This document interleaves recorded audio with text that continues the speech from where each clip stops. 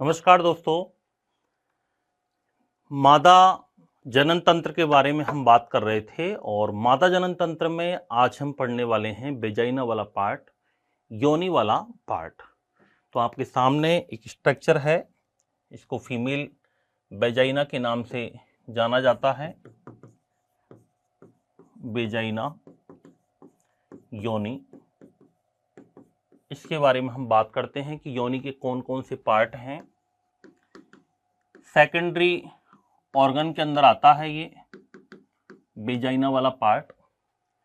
Vagina क्या है दोस्तों? जो सर्विक्स है, गर्भाशय ग्रीवा है, वो आगे जाकर के एक लंबी पतली एक झिल्ली के नुमा संरचना के रूप में चेंज होती है।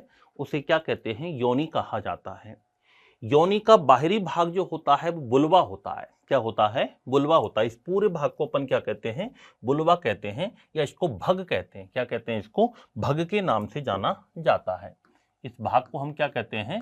भग, या इसको बुलवा के नाम से जानते हैं। योनि का जो बाहरी भाग है वो भग कहलाता है। यदि भग की अपन बात करें तो भग का जो शीर्ष भाग है वो थोड़ा गद्दीनुमा होता है, फैटी टिश्यू से मिलकर के बना होता है, जिसे प्यूबिक मॉन्स, प्यूबिक एरिया, या इसको मॉन्स प्यूबिस के नाम से जाना जाता है। इसको जघन सेल बोलते हैं, हिंदी में क्या बोलते हैं? जघन सेल के नाम से जाना जाता है। किस नाम से जाना जाता है? जघन सेल, या इसको मॉन्स प्यूबिस के नाम से जाना जाता है। योनि में जो शीर्ष भाग होता है, इस जघन सेल के जस्ट नीचे यहाँ पर एक संवेदी संरचना पाई जाती है, जिसे क्लाइटोरिस कहते हैं, या इसे भग शेप के नाम से जाना जाता है, जो कि पुरुषों में शिश्न के समान या शिश्न के समजात उत्तेजक अंग के रूप में जानी जाती है। जैसे पुरुषों में शिश्न होता है, पेनिस होता है, उसी की तरह महिलाओं के अंदर क्या पाया जाता है? भग शेप पाया जाता है, क्लाइटोरिस नामक संरचना पाई जाती है। योनि की बाहरी संरचना भग के अंदर दो त्वचा के बलन, स्किन फोल्ड जैसी स्ट्रक्चर पाई जाती हैं, जिनमें बाहरी वाले भग को कहते हैं आउटर लिप्स, या इसको लेबिया मेजोरा कहा जाता है, या इसको हिंदी में कहते हैं बृहद भगोष्ठ। और आंतरिक संरचना को क्या कहते हैं? लेबिया माइनोरा, या इसको क्या कहा जाता है? लघु भगोष्ठ के नाम से जाना जाता है। किस नाम से जाना जाता है? लघु भगोष्ठ इसे कहते हैं। निचले वाले पार्ट पर दो ग्लैंड्स पाई जाती हैं। जैसे पुरुषों में काउपर ग्लैंड्स पाई जाती हैं, ऐसी महिलाओं में जो ग्रंथियां पाई जाती हैं, इनको कहा जाता है बार्थोलिन ग्रंथियां। क्या कहते हैं इनको? बार्थोलिन ग्लैंड्स के नाम से जाना जाता है। ये एनस, इसको मलद्वार के नाम से जाना जाता है। इसको गुदा बोलते हैं। क्या बोलते हैं इसको? गुदा, एनस के नाम से जाना जाता है। तो ये इसके बाहरी पार्ट है, आउटर पार्ट है। योनि में दो छिद्र पाए जाते हैं। एक तो होता है ब्लैडर ओपनिंग, जिसको यूरिथ्रा कहा जाता है, या इसको मूत्र मार्ग बोलते हैं। क्या बोलते हैं? मूत्र मार्ग। और एक होता है वेजाइनल ओपनिंग, जिसको जनन छिद्र के नाम से भी जाना जाता है, या इसको वेजाइनल ओपनिंग के नाम से भी जाना जाता है। इसको वेजाइनल ऑर्फिस के नाम से भी जानते हैं। तो योनि के क्या है दोस्तों? सारे बाहरी पार्ट हैं। क्या है ये? बाहरी पार्ट हैं। ये याद रखना, योनि स्तरित सल्की उपकला ऊतकों की बनी होती है। इसको अपन कहते हैं स्ट्रेटिफाइड स्क्वेमस एपिथेलियम टिश्यू। सल्की उपकला ऊतकों से निर्मित होती है। स्तरित सल्की उपकला ऊतक पाए जाते हैं इसमें। स्ट्रेटिफाइड एपिथेलियम टिश्यू से मिलकर के बनी होती है, याद रखना। गर्भाशय ग्रीवा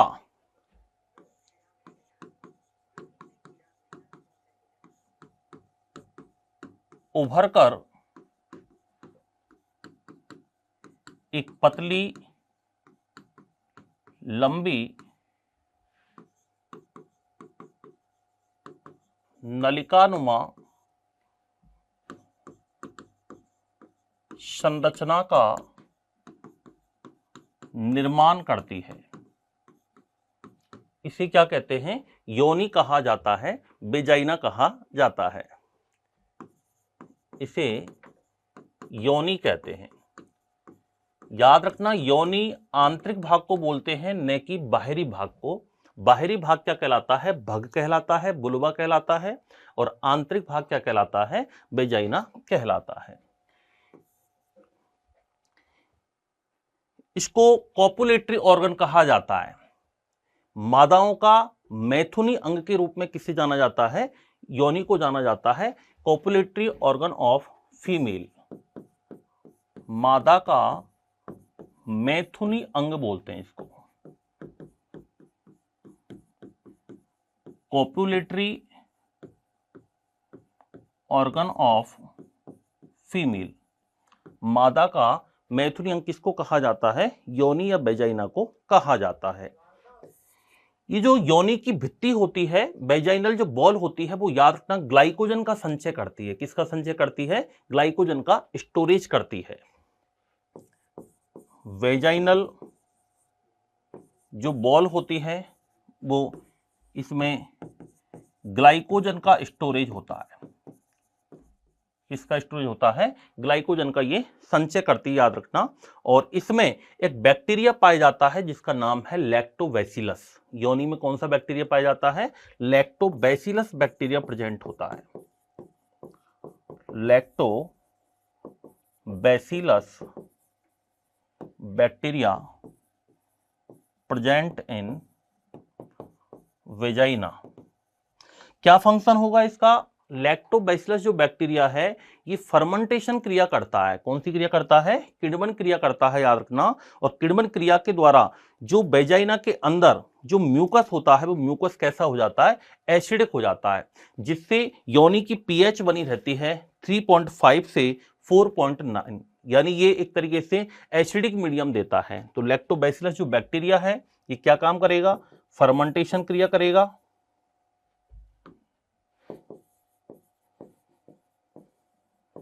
फर्मेंटेशन या किण्वन द्वारा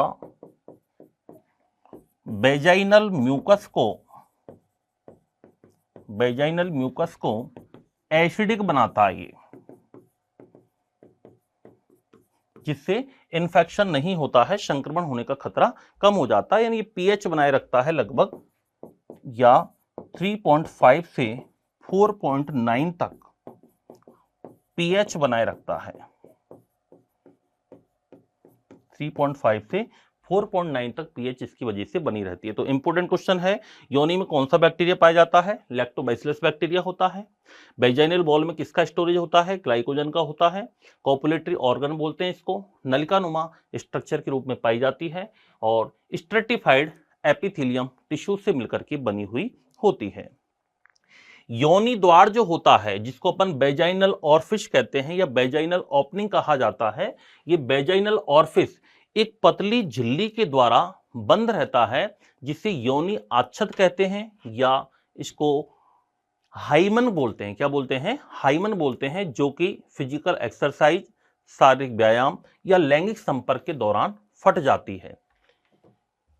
तो योनि आच्छद को क्या बोलते हैं? हाइमन बोलते हैं। योनि द्वार वेजाइनल ऑरिफिस एक पतली झिल्ली द्वारा क्या रहता है? बंद रहता है। इसको कहा जाता है हाइमन या योनिच्छद कहते हैं, जो कि शारीरिक व्यायाम, फिजिकल एक्सरसाइज तथा लैंगिक संपर्क, सेक्सुअल रिलेशनशिप, इसको कॉपुलेशन बोलते हैं या मैथुन क्रिया बोल सकते हैं। मैथुन क्रिया के दौरान फट जाती है। तो योनि द्वार जिस झिल्ली के द्वारा बंद रहता है उसे क्या कहते हैं? योनिच्छद के नाम से जाना जाता है। योनि के शीर्ष भाग पर, बाहरी भाग बुलवा के शीर्ष भाग पर जो एक संवेदी संरचना पाई जाती है इसको क्या नाम देते हैं? क्लाइटोरिस या भक्षेप कहते हैं, जो कि पुरुषों में शिश्न पेनिस के समान संवेदी संरचना पाई जाती है। इसके बाद पुरुषों में शिश्न एक उत्तेजक अंग होता है, संवेदी सेंसरी ऑर्गन के रूप में काम करता है।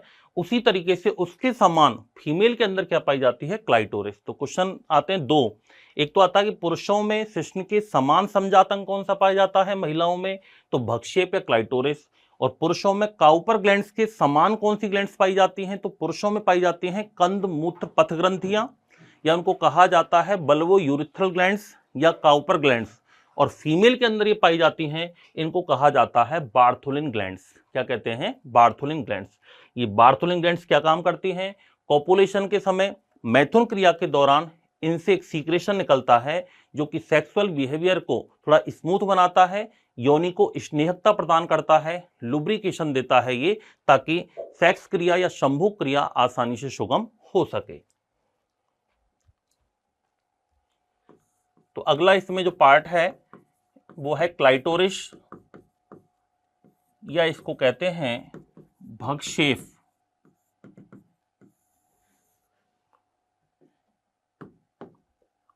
पुरुषों में उपस्थित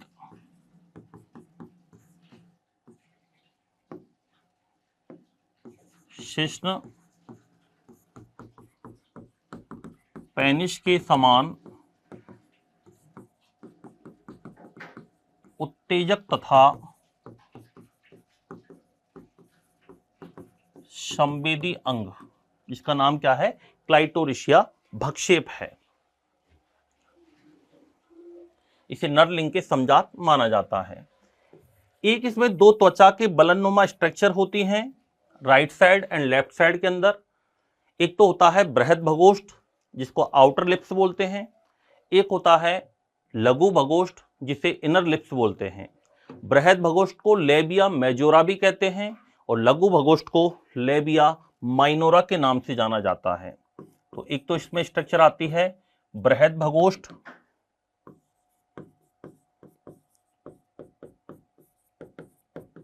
इनको कहा जाता है लेबिया मेजोरा, या इनको आउटर लिप्स बोलते हैं। और दूसरी स्ट्रक्चर है लघु भगोष्ठ, जिसको कहा जाता है लेबिया माइनोरा, या इसको कहते हैं इनर लिप्स। ये भी याद रखना सेकेंडरी ऑर्गन के अंदर आते हैं, ये द्वितीयक अंग या सहायक अंग के रूप में जाने जाते हैं। तो सहायक अंग में कौन कौन सा आया? एक तो अंडवाहिनियां, फैलोपियन ट्यूब, एक गर्भाशय यूट्रस, योनि वेजाइना, और योनि का बाहरी भाग भग, भक्षेप, लघु भगोष्ठ, बृहद भगोष्ठ, ये सभी याद रखना सहायक या सेकेंडरी ऑर्गन के रूप में जाने जाते हैं।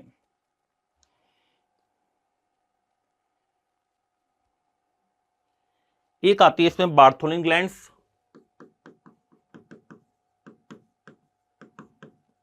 बार्थोलिन ग्लैंड्स, बार्थोलिन ग्रंथियां।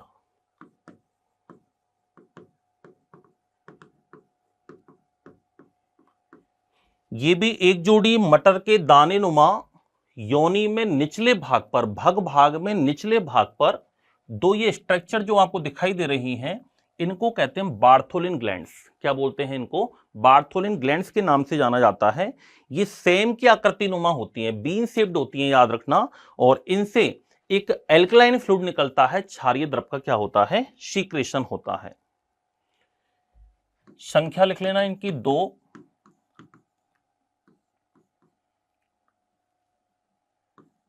योनि द्वार के पास दोनों तरफ स्थित होती हैं, both side near by vaginal orifice.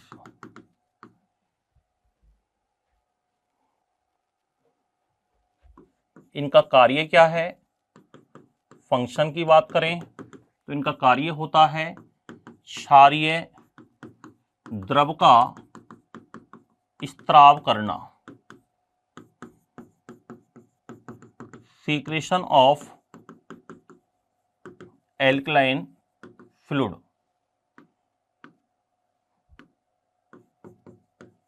Secretion of alkaline fluid. और ये क्या काम करता है, ये भग भाग को नम बनाए रखता है। इसके फंक्शन की बात करें तो पहला फंक्शन तो क्या है, जो बाहरी पार्ट है जिसको बुलवा कहते हैं, उस भग भाग को नम बनाए रखना, स्मूथ बनाए रखता है। और दूसरा, सेक्सुअल बिहेवियर को सुगम बनाता है, ये लैंगिक परस्पर व्यवहार को सुगम बनाता है। लैंगिक परस्पर व्यवहार को, सेक्सुअल एक्टिविटीज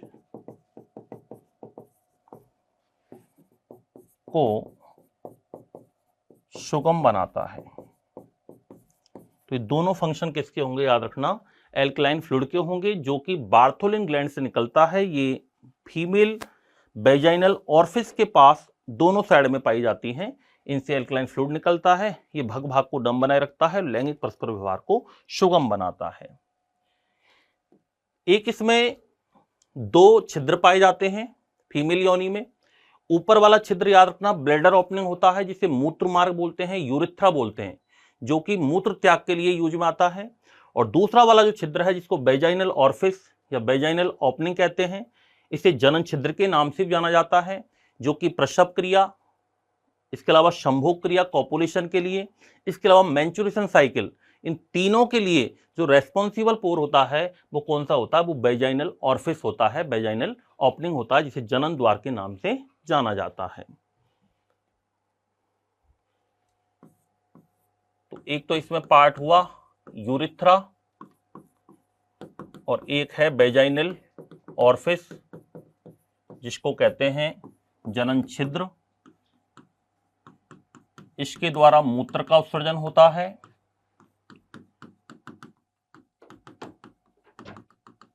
यूरिन एक्सक्रीशन होता है। और जनन छिद्र के द्वारा इसमें तीन क्रिया होती हैं, कॉपुलेशन, ऑर्गन के रूप में कॉपुलेशन एक्टिविटीज। इसके अलावा हम बात करें इसमें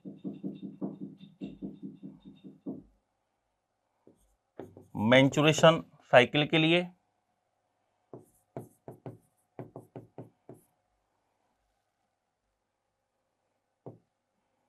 और बर्थ कैनाल इसी में खुलती है शिशु जन्म के लिए, जिसको जनन छिद्र कह सकते हैं, जनन छिद्र का भी कार्य करती है। तो ये दो योनि में छिद्र पाए जाते हैं, एक तो यूरिथ्रा और एक होता है वेजाइनल ऑरिफिस। तो ये थी दोस्तों हमारी आज का एक छोटा सा पार्ट था, जिसके अंदर हमने योनि के बारे में पढ़ा है, वेजाइना के बारे में पढ़ा है कि वेजाइना के अंदर कौन कौन से पार्ट होते हैं, बार्थोलिन ग्लैंड्स क्या होती हैं, और योनि का बाहरी भाग जो भग होता है उसमें कौन कौन से पार्ट होते हैं। ये सारी चर्चा हमने इसमें की है। तो ये सेकेंडरी ऑर्गन के अंदर आते हैं। यदि आपसे पूछे कि फीमेल रिप्रोडक्टिव सिस्टम का प्राइमरी पार्ट क्या है, प्राथमिक जननांग कौन से हैं, तो आंसर होगा ओवेरी। जैसे पुरुषों में टेस्टिज होते हैं, वृषण होते हैं, ऐसे ही महिलाओं में ओवेरीज होती हैं। बाकी सारे के सारे ऑर्गन जो हैं वो सब किस में आते हैं, सेकेंडरी ऑर्गन में आते हैं, या एसेसरी रिप्रोडक्टिव ऑर्गन के रूप में भी इनको जाना जाता है। तो ये बात थी हमारी आज की छोटी सी क्लास थी, जिसमें हमने योनि वेजाइना के बारे में पढ़ा है। अब इसमें एक पार्ट और बच गया हमारा एसेसरी रिप्रोडक्टिव ग्लैंड्स में, स्तन ग्रंथियां, मेमरी ग्लैंड्स। तो आगे अपन स्तन ग्रंथियों के बारे में चर्चा करेंगे कि स्तन ग्रंथि क्या होती है, इसकी स्ट्रक्चर कैसी होती है, कौन कौन से पार्ट्स पाए जाते हैं, किस प्रकार से मिल्क सीक्रेशन होता है। ग्रंथियां, मेमरी ग्लैंड्स, जो कि फीमेल रिप्रोडक्टिव सिस्टम की एसेसरी रिप्रोडक्टिव ग्लैंड्स के नाम से जानी जाती है। और ये लास्ट पार्ट है मादा जनन तंत्र का, जिसमें अपन स्तन ग्रंथियों के बारे में चर्चा करेंगे। जैसा कि एक डायग्राम मैंने आपको लिया है, एनसीईआरटी का डायग्राम है ये, कौन कौन से पार्ट हैं। तो स्तन ग्रंथियां जो होती हैं वो या अपना कार्यशील स्तन ग्रंथियां, मेमरी ग्लैंड्स, सभी मादा स्तनधारी जितने भी फीमेल मैमल्स होती हैं उनका एक अभिलक्षण माना जाता है। फीमेल के अंदर स्तन ग्रंथियां पाई जाती हैं, जिसमें दुग्ध ग्रंथियां होती हैं, जिससे दुग्ध का उत्पादन होता है, जो कि शिशु के लिए एक संतुलित पोषक आहार का काम करता है। ये आपको जो दिखाई दे रही है स्ट्रक्चर, इसको बोलते हैं रिब्स या पसलियों के पास में पाई जाती हैं। ये बक्ष भाग में पाई जाती हैं। स्तन जो होते हैं वो बक्ष भाग में उपस्थित होते हैं, रिब्स वाला पार्ट है। और ये जो मसल्स बिटवीन रिब्स, ये है परसुकाओं के मध्य की पेशियां। परसुका अपन पसली को कह सकते हैं, एक ही बात है। परसुकाओं के मध्य की पेशियां, परसुकाओं के मध्य की पेशियां, मसल्स बिटवीन रिब्स, ये सारी क्या है, मसल्स हैं, याद रखना। इसके अलावा हम बात करें, ये सारी क्या है, रिब्ज हैं, मसल्स हैं।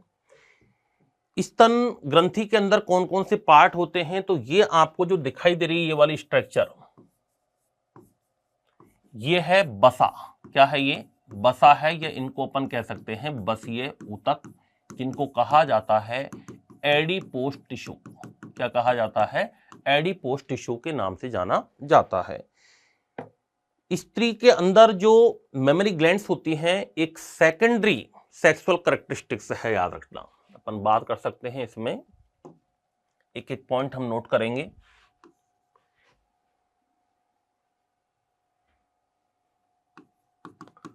एक्टिव मेमोरी ग्लैंड्स, ये फीमेल मेमेलियन का एक प्रमुख लक्षण है, प्रमुख लक्षण है, ये मेन कैरेक्टरिस्टिक्स है। और सेकेंडरी सेक्सुअल कैरेक्टरिस्टिक्स के अंदर आता है ये द्वितीयक या गौण लैंगिक लक्षणों के नाम से भी इसको जाना जाता है।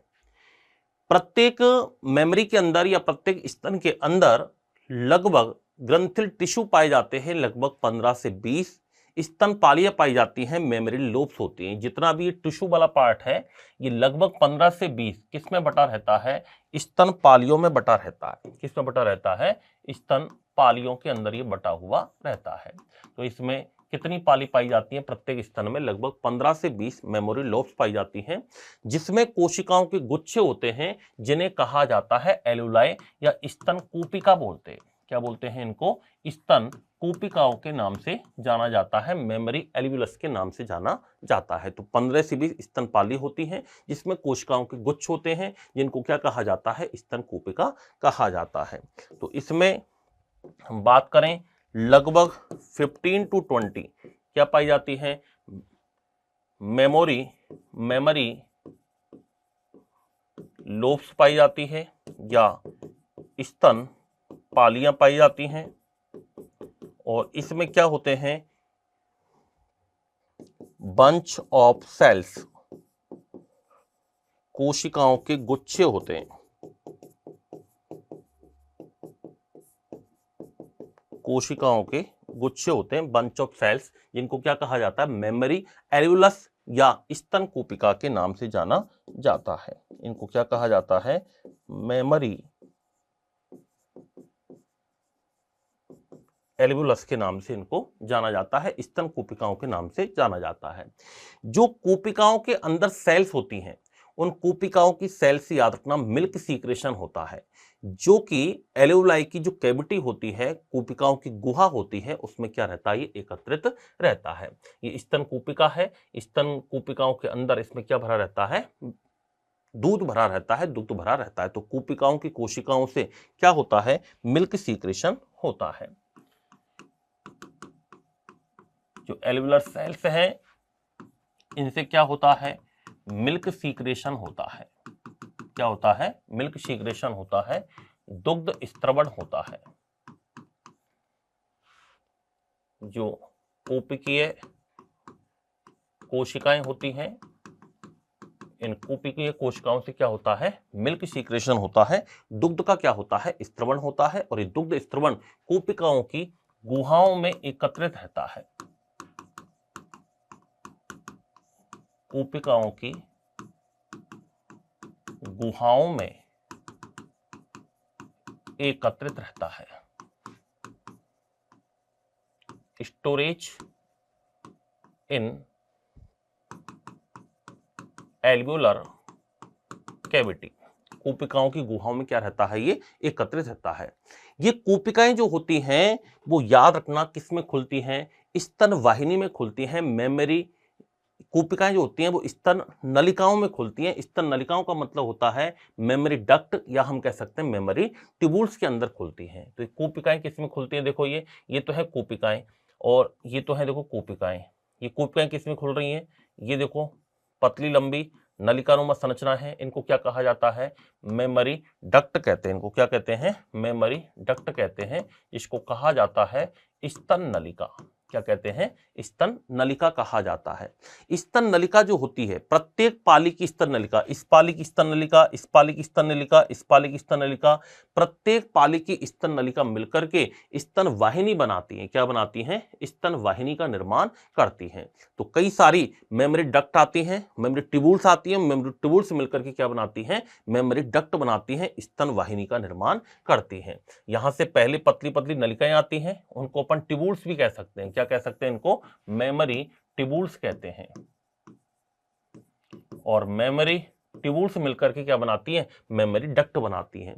जब कई सारी मेमोरी डक्ट जो होती हैं वो मिलकर के एक बृहद पार्ट का निर्माण करती हैं, जिसको एम्पुला भाग कहते हैं, एक फूले हुए भाग का निर्माण करती हैं, जिसको क्या कहा जाता है, स्तन तुम्बिका कहा जाता है। बच्चों क्या कहा जाता है, स्तन तुम्बिका या एम्पुला वाला भाग कहते हैं। क्या कहते हैं, एम्पुला वाला भाग कहते हैं। ये एम्पुला वाला भाग है, ये दुग्ध वाहिनी से जुड़ा रहता है। दुग्ध वाहिनी क्या है, लैक्टिफेरस डक्ट। ये किस, एम्पुला वाला भाग है, ये किससे जुड़ा रहता है, दुग्ध वाहिनी से जुड़ा रहता है। और दुग्ध वाहिनी जो होती हैं ये कहां पर खुलती हैं, निप्पल के अंदर खुलती हैं, जिसे चूचक वाला भाग कहा जाता है या निप्पल कहा जाता है। क्या कहा जाता है, निप्पल कहा जाता है। इसको स्तनाग्र कहते हैं। क्या कहा जाता है, इसको स्तनाग्र के नाम से भी इसको जाना जाता है। निप्पल के अंदर ये खुलता है। तो ये बात थी दोस्तों हमारी स्तन ग्रंथियां। तो यदि हम बात करें इससे आगे कि कौन सा पार्ट किस में खुलता है, तो मिल्क सीक्रेशन होता है, कूपिकाओं की गुहाओं में स्थित रहता है। कूपिकाएं जो होती हैं वो स्तन नलिकाओं में खुलती हैं। इसके अलावा अपन बात करें फिर जो एल्वियोलाई होती हैं वो स्तन नलिकाओं में खुलती हैं। मेमोरी ट्यूबुल्स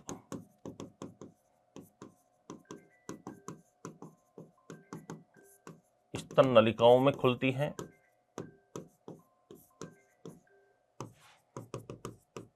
मेमोरी ट्यूबुल्स मिलकर के मेमोरी डक्ट बनाती हैं।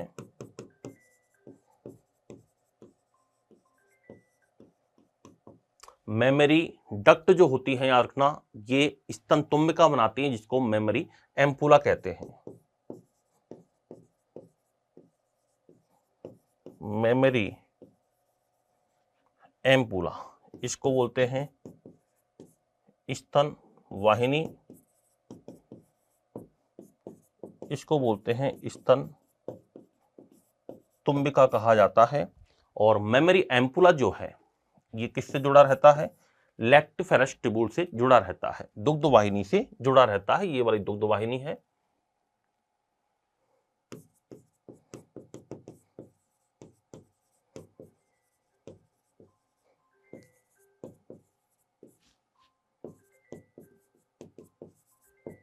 दुग्ध वाहिनी से संयोजित होता है ये मेमोरी ट्यूबुल्स, मेमोरी एम्पुला और दुग्ध वाहिनी, ये दोनों आपस में क्या हो जाती हैं, जुड़ी रहती हैं। और इसके द्वारा जो मिल्क है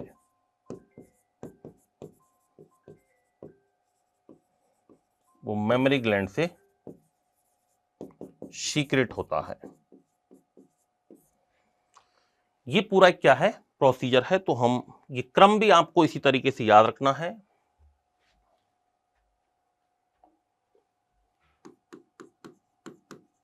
एक स्तन ग्रंथि से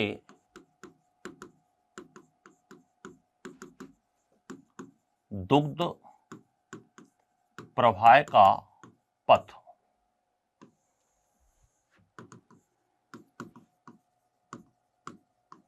pathway of milk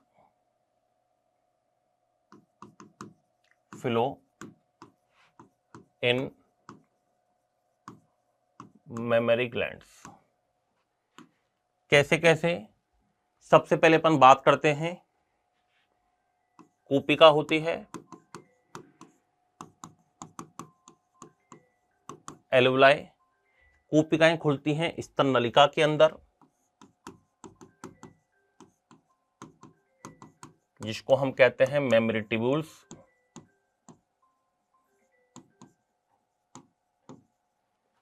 कई सारी स्तन नलिकाएं मिलकर के स्तन वाहिनी बनाती हैं, जिसको हम कहते हैं मेमोरी डक्ट। मेमोरी डक्ट स्तन वाहिनी मिलकर के स्तन तुम्बिका का निर्माण करती हैं, जिसको अपन कहते हैं मेमोरी एम्पुला। कई स्तन तुम्बिका जो होती है ये दुग्ध वाहिनी से जुड़ी रहती है,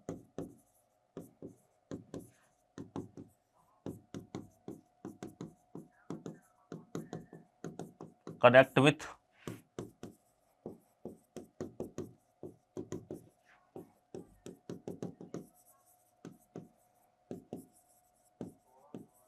लैक्टिफेरस ट्यूब्यूल्स, और बाद में ये निप्पल के द्वारा बाहर ओपन होता है। निप्पल के अंदर ये ओपन होती है, या स्तनाग्र में ओपन होती है।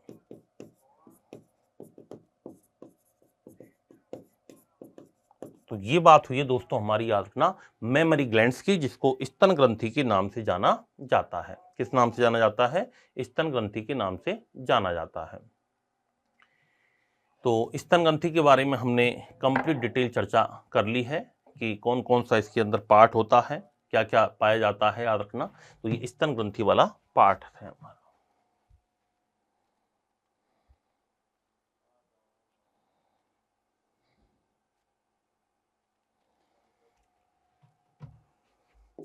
और याद रखना, पहला प्रसव के बाद जो पहला दूध निकलता है, फर्स्ट सीक्रेशन जो निकलता है,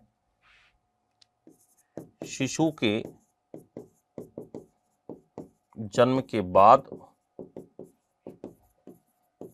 प्रथम बार जो मिल्क सीक्रेशन होता है उसको कहा जाता है कोलेस्ट्रम, इसको कहते हैं खीस। और इसमें कौन सा एंटीबॉडी होता है?